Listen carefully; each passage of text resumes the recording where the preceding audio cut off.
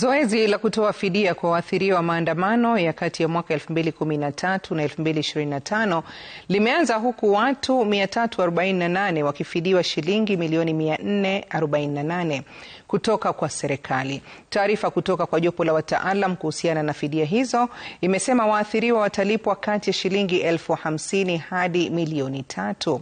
Haya yanajiri huku baadhi ya waathiriwa wakitaka uwazi kwa zoezi hilo. Mwanahabari wetu Gatete Njoroge anaarifu mengi.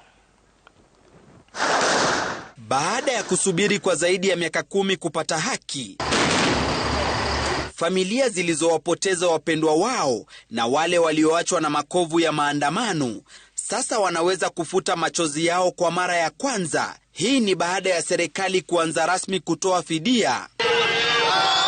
Waathiriwa 348 ni wa kwanza kulipwa katika mchakato wa kurudisha haki.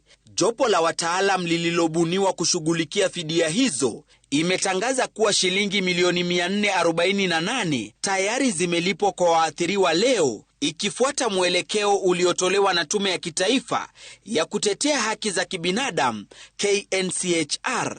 Kati ya waathiriwa 348, familia 115 za wale waliofariki watapata fidia ya shilingi milioni 3 kila familia. Waathiriwa 24 waliojeruhiwa vibaya watapata fidia ya shilingi milioni 1 kila mmoja. Waathiriwa 137 waliopata majeraha ya wastani watapokea fidia ya shilingi 500,000, huku 60 waliopata majeraha madogo wakipata shilingi 50,000. Watu 4 pia watapata shilingi 50,000 kukadiria hasara waliopata kwenye maandamano.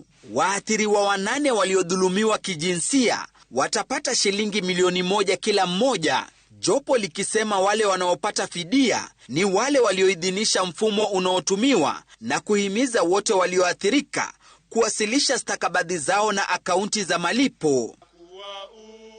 Haya yanajiri huku baadhi ya waathiriwa wakitaka kuwepo kwa uwazi katika shughuli nzima. Kijana ninapigiwa na wale victims wengine wenye tulienda nao 4, tulienda nao Kenyatta.